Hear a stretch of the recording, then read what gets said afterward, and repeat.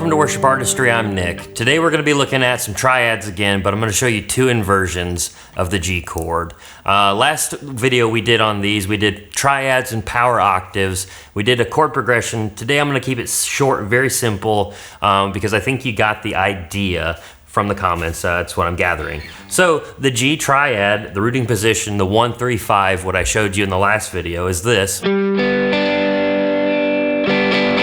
So it's very, very simple. Again, I find it because of the bar chord. And then I strip down those to the 1-3-5. So the G, B, and D. So moving along to the first inversion, and if you're kind of like afraid of what an inversion is, like, whoa, this is a big word. I play 3 notes usually. Well, cool, that's a triad. And so an inversion is still just 3 notes.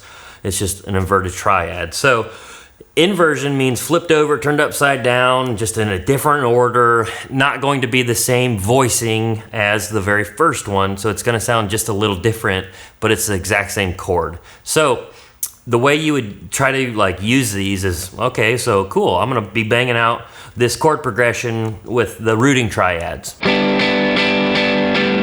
You know, and that just doesn't kind of mix that well. It kind of clashes with what the other guitarist is doing or the bass is doing or whatever. So cool, let's try this inversion. That's so much like more pleasing. It's higher up there in the register, right? So it just sounds really nice. And then we can go even further. So the second one I want to show you is this little shape. It's just a bar, so I'm literally just putting it on the D, G, and B strings. And that's all these triads will ever be on, by the way, is the D, G, and B strings, always. So, again, the G, another G, and another G. 2 different versions of the same chord. And that's 3 different versions of this chord, effectively. That's a G cowboy chord, and that's probably what the acoustic player is going to be banging out. And that's fine. Again, in the last video we covered that. It does sound really good, but we're just trying to give you difference and variation for the chord and voicings. So the way we would use these is like maybe you're an acoustic player just coming from acoustic, now they've put you on electric guitar, rhythm, or whatever, and you're kind of just playing the same chords, you're getting a little bored maybe. Now you want to learn some inversions or the triads. That's it, and it's going to be more electric chords, and it's going to just really fill the space, and you can do some really cool things with it. Like once you kind of know like the notes around it, like listen.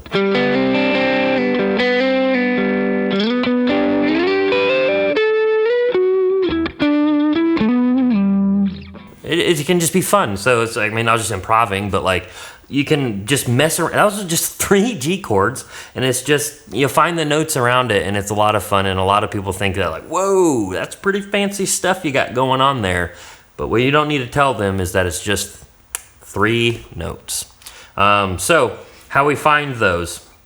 This one is the 3-5-1, or you know, it is the B, D, and G. And how I find that is through the last video. If you remember about the power octaves, the G power octave looks like this. If you don't know what I'm talking about, go ahead and we'll reference that, you know, we'll link that video below and watch that video and then come back and watch this. But you gotta know this. And then always this, you know, these creates the D. And so that's how I think about the power octave. So with the power octave, that root note, all I'm doing is now pushing it here. So I'm completing it. And now with that thought in our head, to find this first inversion, I have the same kind of fingering. It's the same notes, it's just different, you know, fingers on there. And I'm just going to add this note, the B, because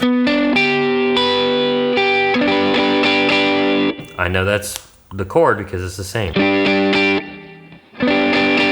So that's how I think of it. It's just the power octave, and then I just add this note right here, and it's always gonna be that way. It's always the same. Like, I can't reiterate that enough on the D, G, and B strings. It's always, so that's a G. Here's an A. Here's the A power octave. And then here's the A in the D shape, which we haven't showed you yet.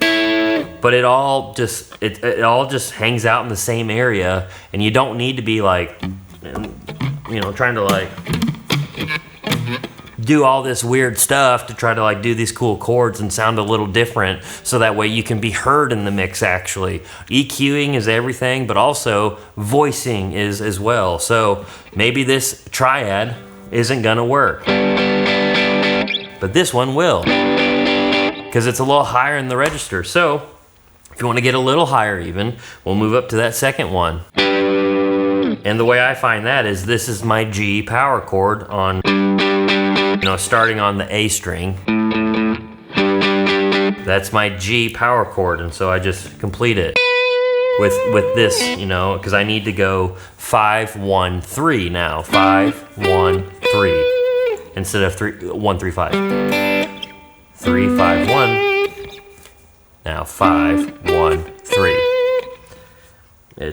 It's just that. It's always that. So I just know my power chord shapes, and because that was like the first thing I ever learned, and everything kind of just is derived from there. So I know this is going to be the shape right here, and then this is going to be an A, because it's a whole step forward and a whole step down is F. It's that simple. And if you want to make them minor, again, all you need to do is flat the third. In any one of these, just flat the third. That's all you need to do. And if you want to remember how to do that, you can reference that video that we've shown you this already with the triads and power octaves.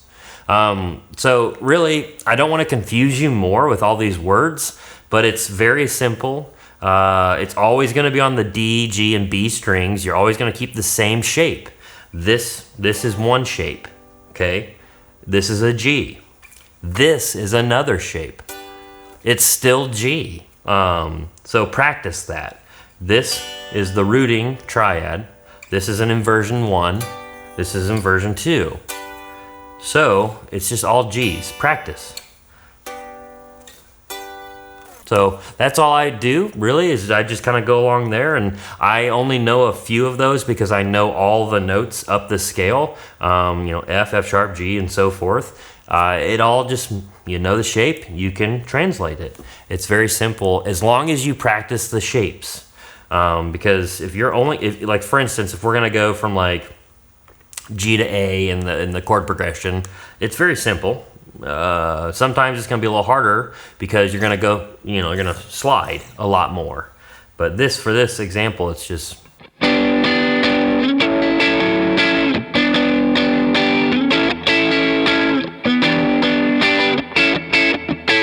It's as easy as playing a bar chord or a power chord. Just keep that same position. Hopefully this isn't like too confusing, because literally an inversion, again, is just flipped upside down, different order, or a different voicing. Maybe you've heard that phrase. There's so many things kind of thrown around in jargon and weird words that we use to describe like tone and music. So it's just, don't be afraid to ask though. Like, what does voicing mean? What does a different voicing mean? Because I was too afraid to ask, and for a long time I was in the dark about what I was doing. People thought I was doing cool things, but I couldn't tell them what I was doing. I had no idea I was doing the inversions or a triad. I was just like, wow, this shape, it's the same sound as the cowboy chords that I was playing, or the power chords I was playing, and it became much more interesting. And then that was my way into like kind of like funk guitar, and then lead guitar for worship, and now that's all I do. But yeah, EG2 tips and tricks. These inversions are simple. I'm not trying to be too in-depth with you, so that's why I'm trying to give you only 2 of them.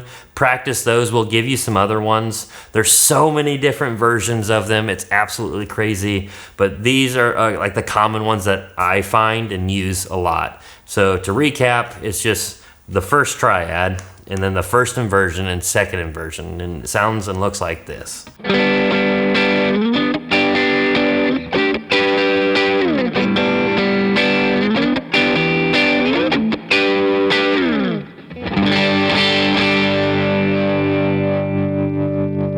If you think this is helpful, please leave a comment. If you think it's not, please leave a comment too, because I really like teaching this stuff, because this was very essential to me in learning EG2, EG1 eventually, and doing all the stuff I do now. But I didn't have anybody teach me this, and I saw these people doing this stuff, and I was just like, oh wow, I'll never be able to do that. And well, the truth is I was already doing it, but I didn't know what it was. I didn't know what it was called. And honestly, I couldn't like reproduce it every time, because I was like, oh, that shape was too hard to get to.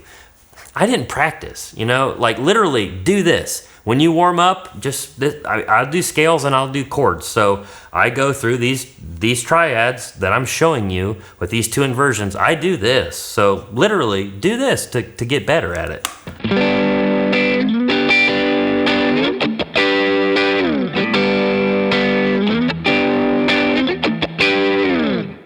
I do that, and I just try to do that over and over, and it really helps me have that muscle memory with my hands and my hand-eye coordination, my picking, and I do other things. I arpeggiate it. I try to double pick it, and I try to have cool rhythmic things going with it. Just get fun with it. Have fun with your practice. Don't just like, all right, watch this video and be like, got it. Those are simple.